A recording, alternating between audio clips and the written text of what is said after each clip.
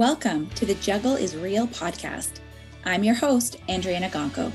I'm a career-driven mom of 3 boys who went from burnout to finding balance, and I am on a mission to help other parents enjoy the juggle of work, family, and everything in between with a little less stress and a lot more ease, joy, and fun. What do you think? Are you with me? Let's get started.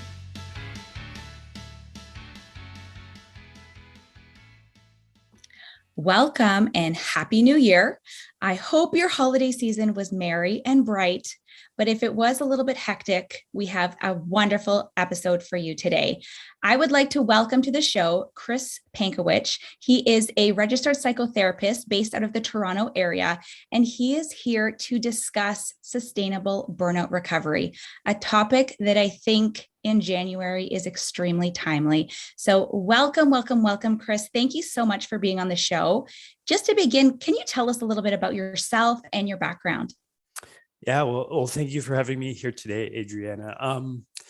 A little bit about myself. Well, yeah, as you said, professionally and vocationally, my work is now rooted in psychotherapy and largely in private practice. And this has been sort of a second career transition for me, something that, I always thought I was going to get into when I first went to school and started studying in university, and just sort of took me an extra sort of 10 to 12 years to actually find my way back into this work. And so it's been a really interesting process. I guess what I'll say about my work right now, I work primarily, I would say 70% of my clients are in the male or male identified population.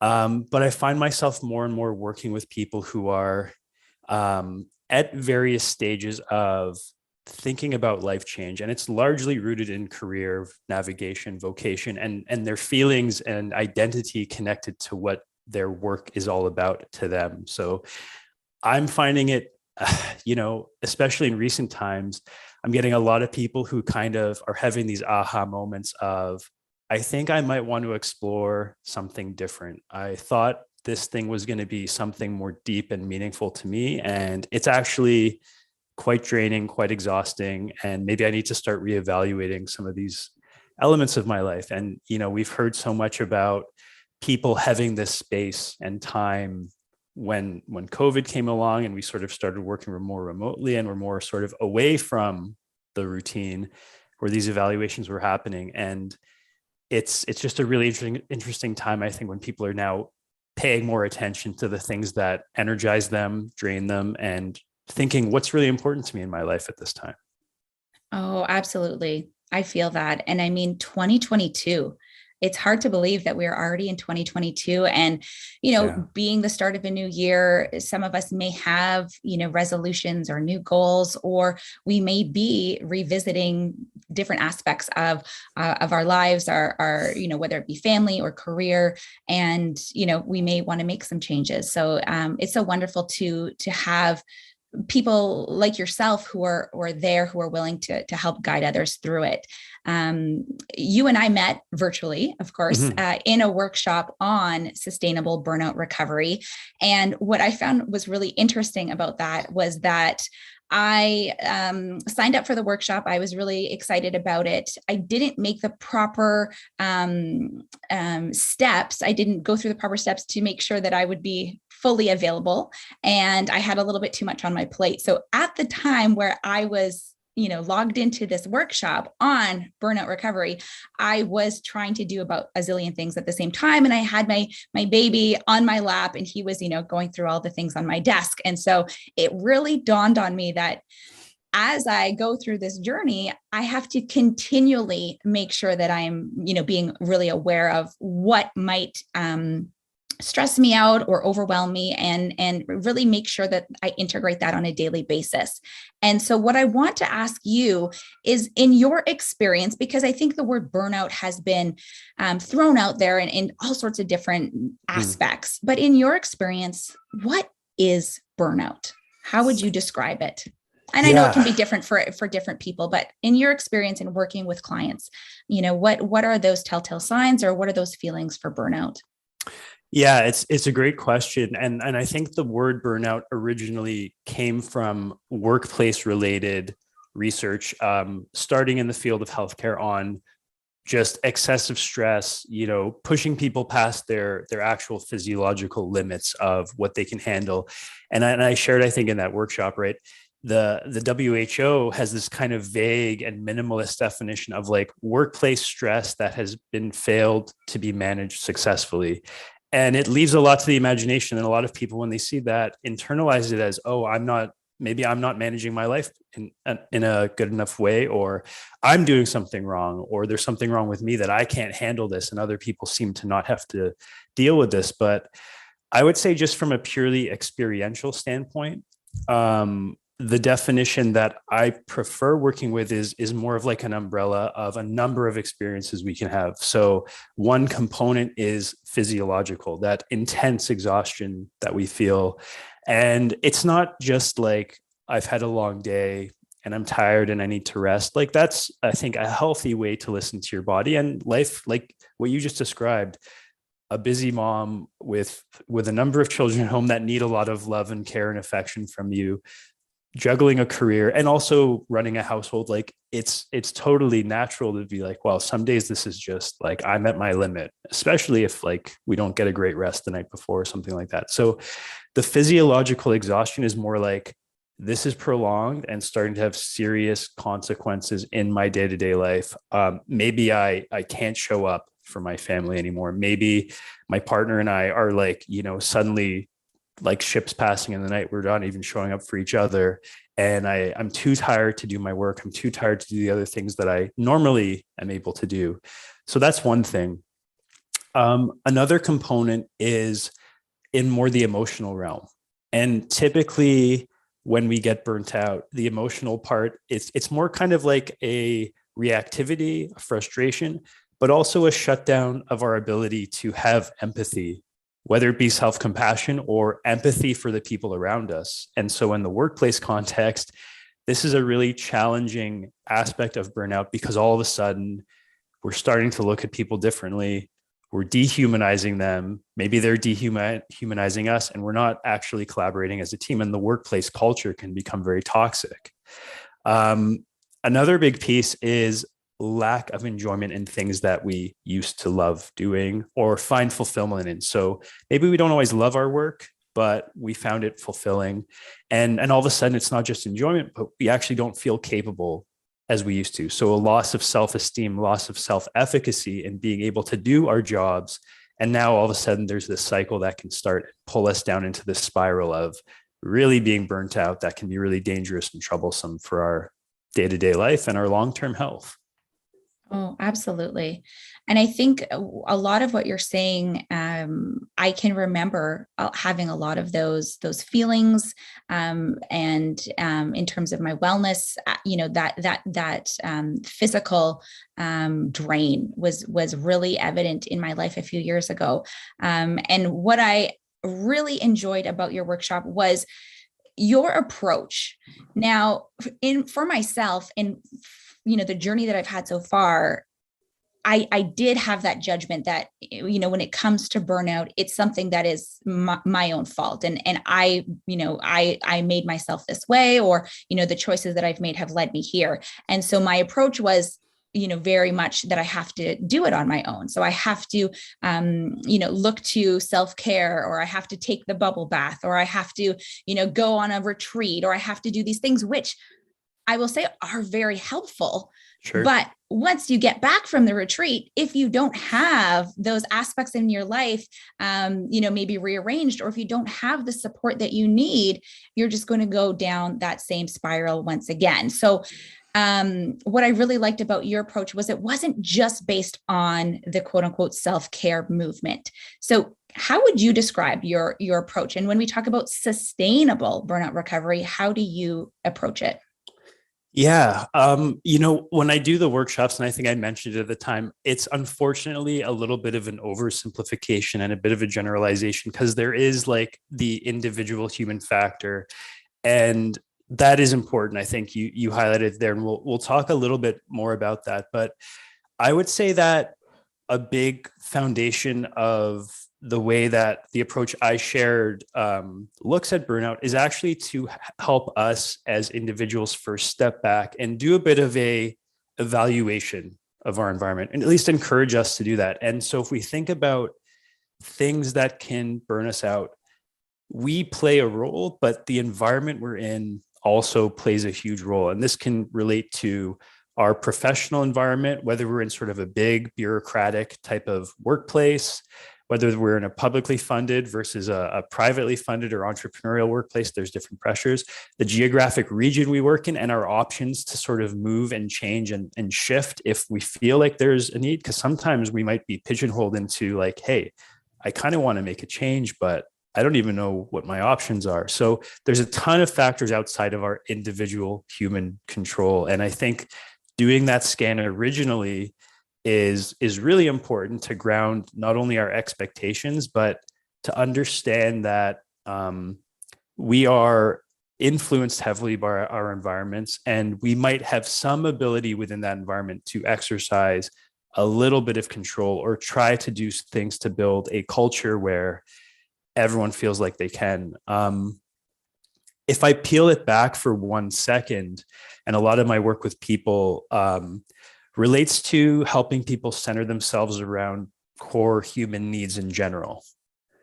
And one of my mentors that I've worked with has conceptualized this as sort of these 5 categories, these 5 bowls in our life, that everything we do, whether it be work, personal life, relationships, is sort of this quest to fill these things up in some way. And it's this idea that there's a need for safety and trust, a need for freedom, a need for power, a need for connection, and a need for recognition.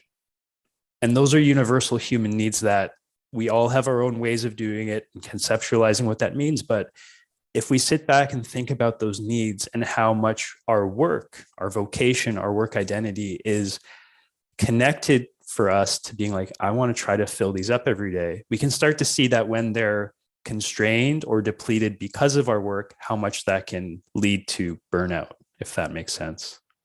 It does. It really does. And I love and I'm going to get you to repeat those again. I love those 5 areas. And it just, made me think of our little ones as well. And, coming off a busy holiday season, we may have, put some unintentional, because the holidays are a wonderful time for children, but some unintentional strain on our children. And they may be looking for added areas within those 5 realms. And I also think just to, at the most basic, when we look to, business and strategy, and we can bring in something that we've probably seen in our past textbooks, or if we ever took psychology, was the whole concept of Maslow's hierarchy of needs. And kind of what you're touching on is kind of like, yeah, if our basic needs are not met, then we cannot look any further.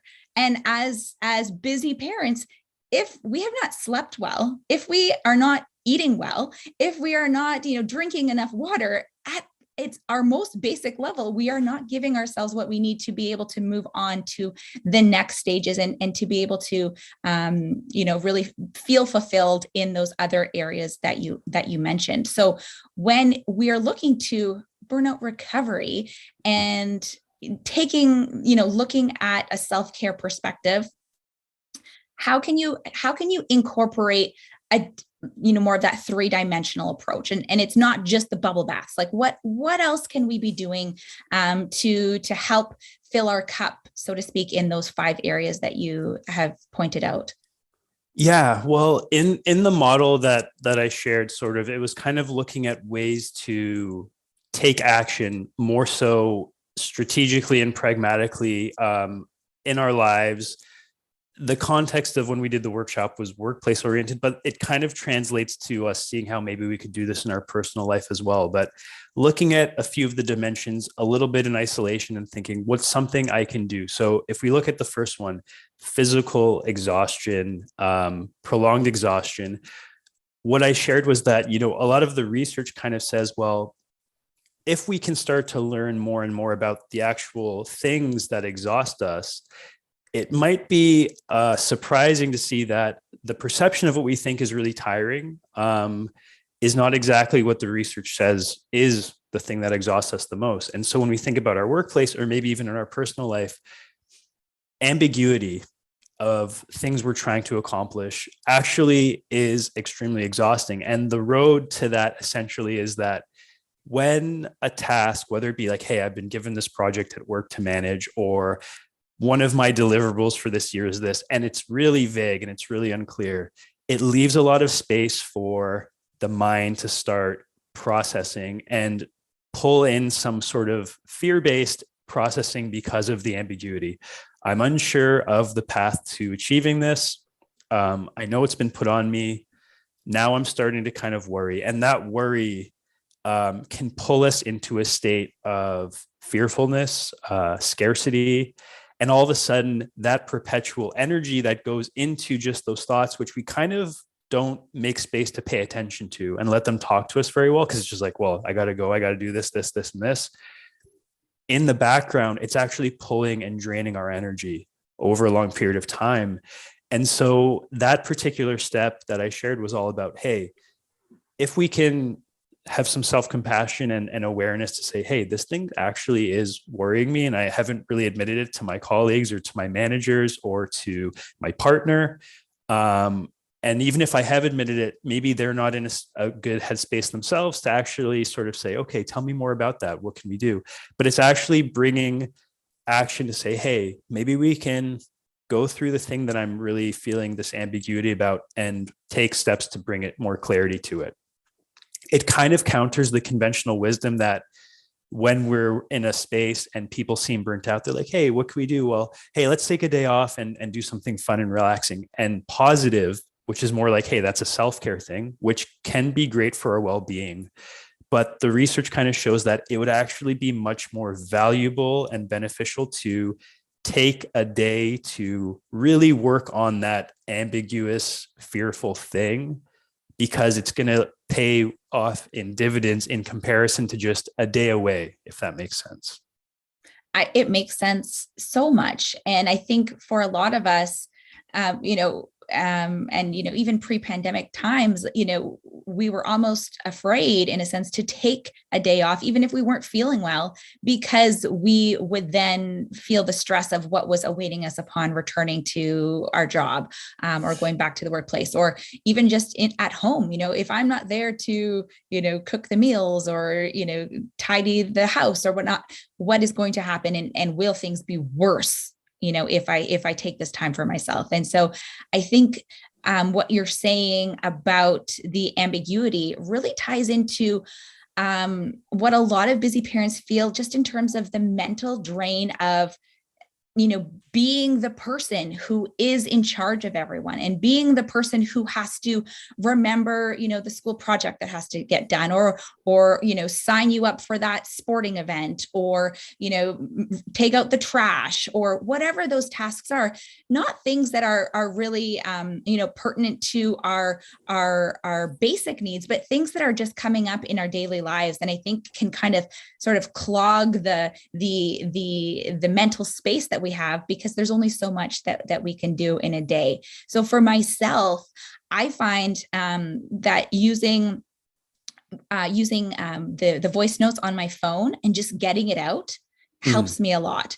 Or I also have I have Post-it notes all over the place, but I also have a pad of paper. And so if there are things, even if it's like, oh, we're out of garbage bags, we need to remember the next time we go to the grocery store, we need garbage bags. And it's something that I will absolutely forget. And so it weighs on me. So if I can write down garbage bags, then poof, that is gone. And I don't have to worry about that thought anymore of, we don't have garbage bags tomorrow when we need to take out the trash. So that has been something that's helpful for me, just getting it out. Sure. And I like how you're saying, reach out to someone, and it's not to complain, but it's to get that solution. So if you don't have someone at work, or if you don't have, perhaps a partner, where else can we go to get this help to kind of talk it out and to take this sort of mental drain and lessen it for ourselves? Yeah. And before I quickly jump to that answer, actually something you said, Andryanna, really, really sat with me, is that you bring up this idea that I think life can start happening really fast, and there's precious time to actually make space to just even be in relationship with ourselves. And the truth is, even once you get to the stage where you have all these dependents and people and things you're responsible for, there's still that same, let's call it, inner child within ourselves that has all those needs that, requires filling. And so one of the things about reaching out, and as I mentioned, I, do most of my work with men. One of the biggest things we work with, especially with men in therapy, is just giving permission to ourselves and learning to ask for what we need. Like, one of the biggest things. So one of the biggest ways we encourage men to start reaching out, whether it be if they're working in individual therapy or not, is actually to join various types of support groups. And this is not a gender specific thing, but a lot of times for the men we work with, it's to join a men's group and to actually practice in a space with other people who are also scared of being vulnerable, to like say these things out loud. And you talked about like making notes for yourself as reminders. I've also found that saying things out loud is a natural shame reduction mechanism. It sort of helps us just like, get it out and be like, oh my God, I am kind of scared. I am kind of nervous. I am worried. And hearing that we're not alone, it really starts to reduce the pressure on feeling like we have to be superheroes all the time, do things ourselves, and notice that, okay, everyone else is secretly having all these same fears and worries, but we don't talk about it with each other. And unfortunately, even in our friend groups, we tend to keep things more superficial. So yeah, there's lots of options. I mean, if you have the ability to reach out to someone who works as a professional in the space, it may not be to like do in-depth therapy, but they could definitely help with system navigation to say, hey, here's some social groups.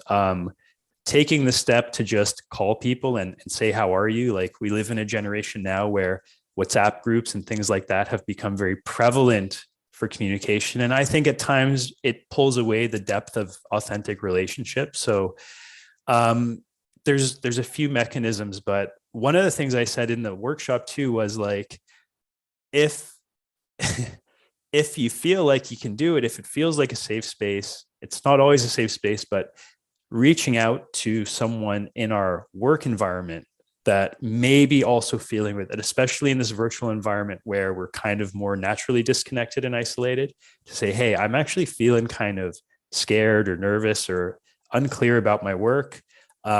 Just starting that conversation can be huge.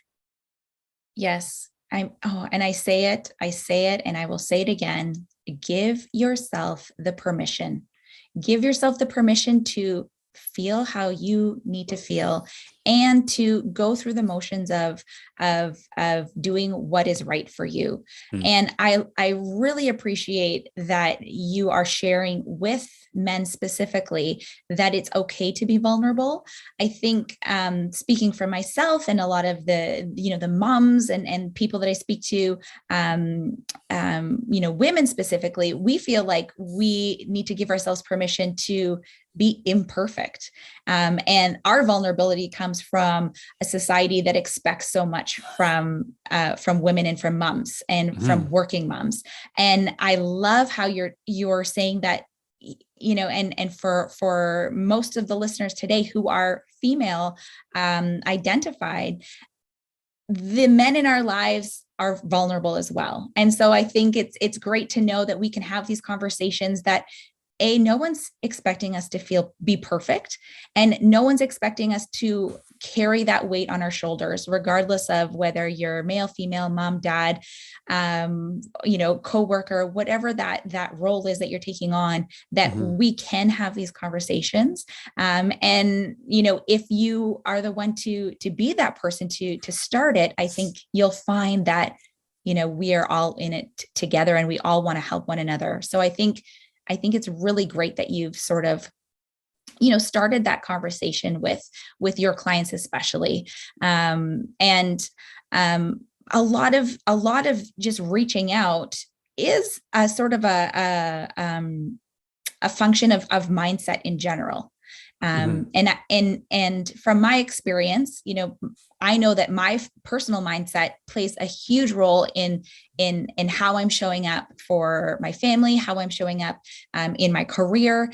And having those conversations, I think, is one way to change our mindset and to get us going on that more positive path to feeling better.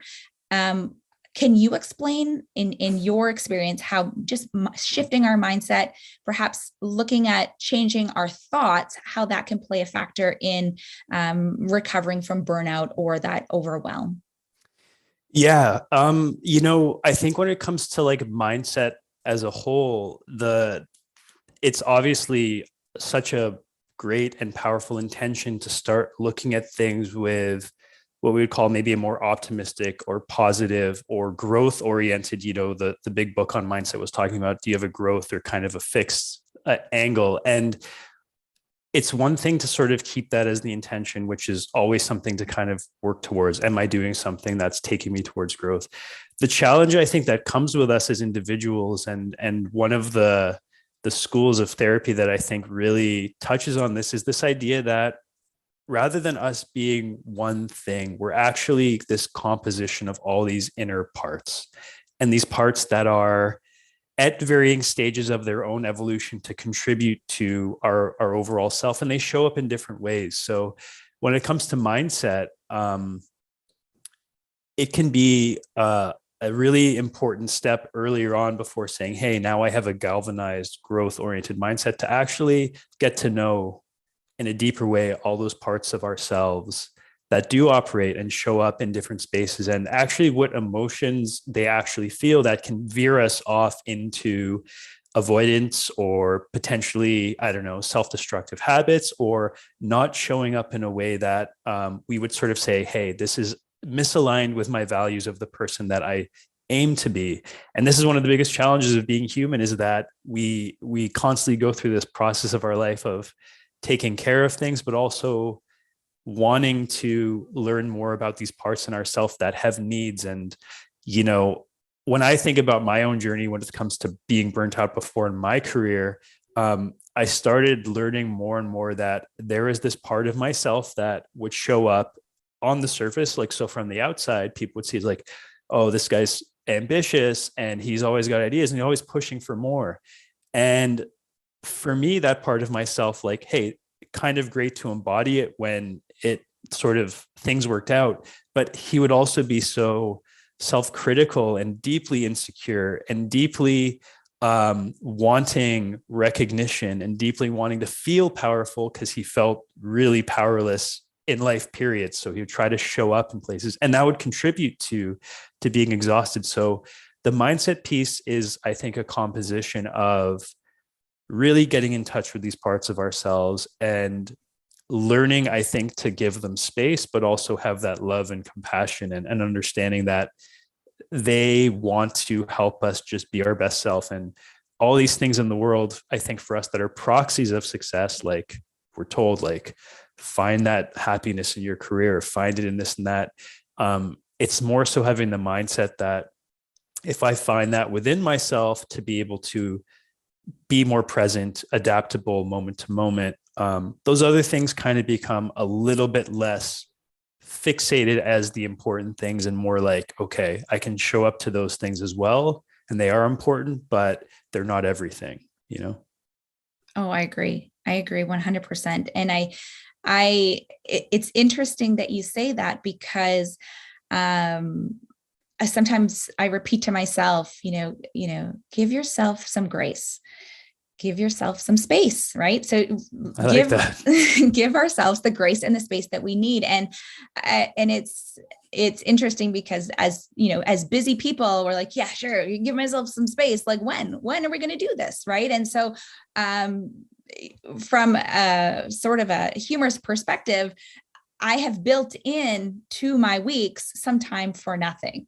And so during that time, I like to journal or daydream or, listen to podcasts that I feel are, sort of motivating from that spiritual perspective. But it's actually built into my day. I have it structured so that I can allow myself that grace and that space. And it's kind of funny because if when you think about daydreaming, for instance, you think of, just, being, one with yourself and letting go. But for busy individuals, that can be very difficult to do because it then is taking you away from one of those really important things that needs to get done. So I have found it helpful, and it can be 15 minutes, right? We don't have to, take huge, a whole week off and run away on a trip, although that would be wonderful as well.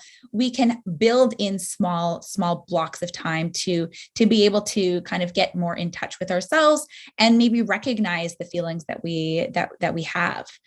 So I think that has been helpful for me, and perhaps it can be for some listeners as well. Are there any other sort of little tips or strategies that you have found to be helpful for yourself, for your clients, when it comes to sort of implementing that mindset or looking to make that shift in such a busy society? Yeah, well, you already touched on, I think, one of those other three things we talked about in the workshop was that idea of balance within a day. And you said, well, hey, it could be great to run off for a week and do a vacation, but I don't know if anyone else would relate to this, but I've also had times where there was like a planned vacation, time to take away. And because I wasn't doing anything to take care of myself leading up to it, the vacation was not something I could be present in and enjoy. I was still stuck in all of my negative energy and negative space that was sort of like, I could have been here anywhere and I would have been the same, wherever you go, there you are kind of, idea. So I think you brought up a really important point that when we put things into our calendars, whether it be our Outlook calendar, the thing that sort of centers our life around every week, if it's, we're busy and working, it does create a legitimacy for that being like an important thing that you've already proactively planned to do. So yeah, it's really about putting in these little things each day. I would say is more important than doing that sort of treadmill of like work to burn out and then take a couple of weeks off. The other thing, I guess, that we talked about in the workshop itself was this concept that, and this is taken from the positive psychology movement and reframing how we're looking at goals. And are we composing our goals and objectives in a way that's written or thought of to avoid potential negative consequences in life? And are we doing it to sort of towards something positive, towards something growth oriented? And that can be a whole journey unto itself to actually sit down and be like, oh, wait, when I think of things, am I always thinking to avoid negative outcomes, or am I trying to even write things to approach positive ones? And is my workplace culture doing that? So when we are actually practicing, and this is where that movement of like practicing gratitude and journaling and sort of what are a few things I was grateful for in my day, it's actually mental exercise. So the brain, like any other part of our bodies, if we're thinking about like going to the gym and working them out, that's how we make our muscles stronger. The brain needs these opportunities. And it's sad to say a lot of people, we maybe are brought into the world in an environment that's very negative outcome focused, and those muscles get a lot of exercise. Or we're in a workplace culture for years where like, for some reason out of our control, that's the way that goals and objectives are set. Again, like going to the gym and working out those negative reinforcer muscles all the time. So when are we making space to like write down goals that are positively adjusted? And it might sound trivial or overly simplistic, but just doing that repetitively does contribute to building up the capacity for optimism and fights against a cynical mindset really taking hold. Wow. I love that, because for some of us, the concept of practicing gratitude or journaling or having that positive mindset. People say, oh, that's just woo woo, or that's, Yeah. but, understanding that there is a science behind it, and there's research that has been done that shows that, you know, being grateful for what you have, or taking the time to think about those positive things in your life, can then, map out those areas of the brain that then make you feel more grateful on a daily basis, or, that those feelings will then expand and lead to better things, instead of, going down the negative spiral that of course leads to, more negativity. So, I appreciate that, from a psychotherapy standpoint, that, this is real. This is the real deal. This isn't just, sitting on a beach and meditating and turning into a monk or something along those lines. These are small things that we can be doing on a daily basis that will help us to feel good, and then can lead to us expanding and doing bigger and better things without the overwhelm and the stress. Yeah. And, I think what we know from neuroscience studies and gradually enhancing understanding of the mind is that neural pathways get formed, right? So even if we do have that capacity for cynicism, and sometimes it comes out in our humor, and it's, not necessarily a bad thing, because knowing and being grounded in what are potentially realistic risks can help us be strategic, right? If we know the negatives, then maybe we can start to have some strategies to, okay, if the negative thing happens, then I'm going to try to get out ahead of it. Now, the neural pathway is going to be there if it's gotten a lot of exercise. So it's about sort of building some new, different neural pathways to sort of work in collaboration with those, sometimes to be able to have the awareness to bypass them. So yeah, it's, as I said, it's not so intellectually satisfying. And I think that's why a lot of people, when they're in their cynical mindset, will be like, whoa, that's woo woo, like you said, but it actually is just a simple process. It's kind of like doing bicep curls for that part of your brain. It's not sophisticated, but it does contribute to strengthening that muscle.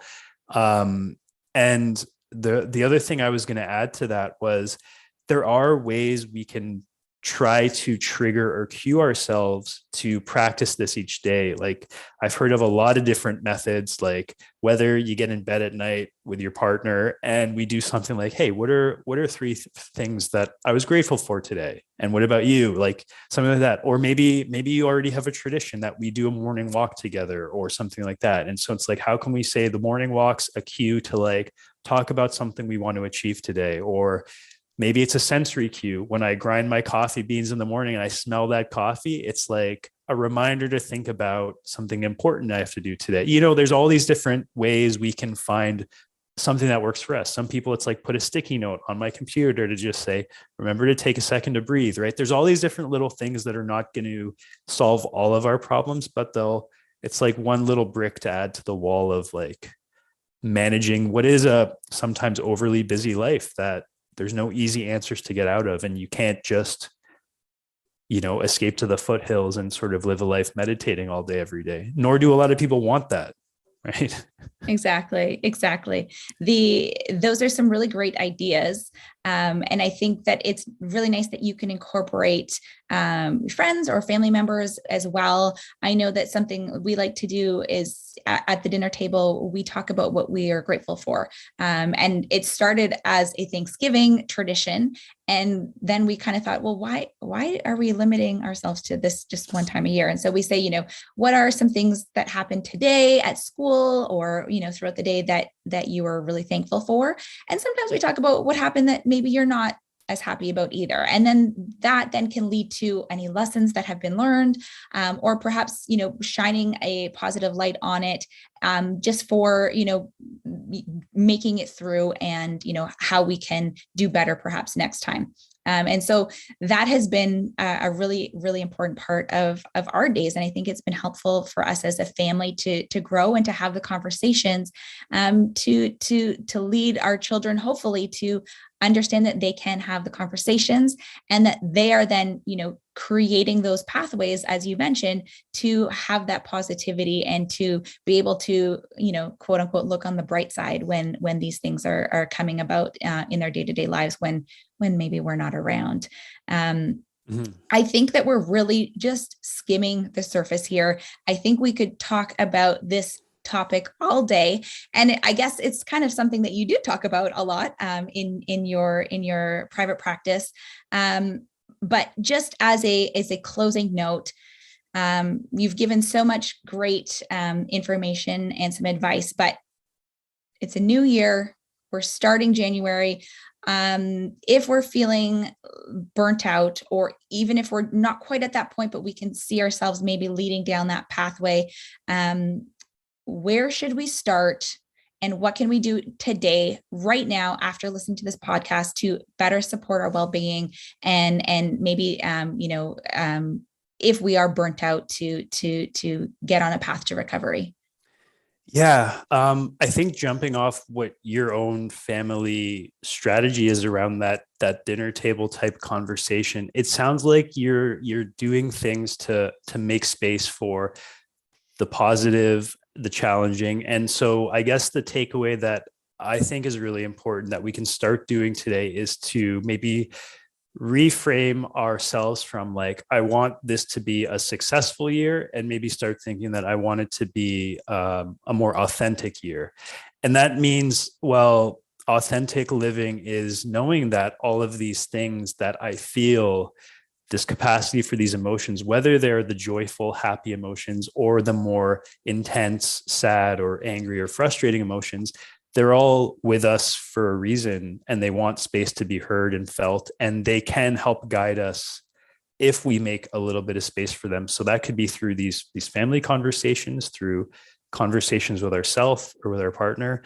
And the biggest thing I think that people maybe are hopefully waking up to more is like learning to ask for what we need. And it doesn't necessarily mean seeking professional help, but like, I think a lot of us feel like we need to do everything alone, whether it be career or raising children. And, this is not normal to human history, right? It was typically more of it takes a village mentality. And I think in Western culture, we shifted really far away from that, where everyone had this super individualistic, or I need to do this alone thing. So maybe even reaching out to the people that, whether it be friends, parents, siblings, partners, even maybe asking our children, depending on what their capacity is, to say, hey, like, here's what I'm feeling right now, and here's what I need. And maybe like, if everyone's doing that, then everyone can start working together to give space or provide support. So that's probably the first thing. And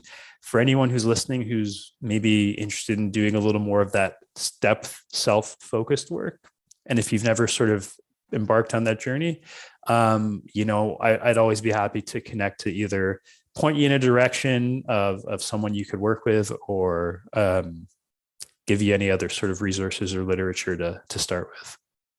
Thank you. Thank you so much. A more authentic year. That's so great. I think that's going to be the top of my New Year's resolutions. Not that I really make resolutions, but a more authentic year. I think that's really beautiful. And I think that can really flow and take on, any sort of new wonderful meeting. But I think that's really helpful. Chris, thank you so much for your time today. If any of you would like to connect with Chris further, I am going to put some contact information in the notes for this podcast episode. So please feel free to reach out to Chris if you want to continue this conversation. And I will continue this conversation, through Instagram and through other podcast episodes. But my sincere appreciation to you for taking the time to chat with us today, Chris. Thank you so much. Yeah, it was a pleasure. Thank you for having me. Thank you so much for tuning in to the Juggle is Real podcast. If you liked today's episode, please rate it, write a review, and share with a friend who you think could use a little help too. Until the next episode, you can find me on Instagram. My handle is Andryanna G. That's ANDRYANNAG. Until then, take good care.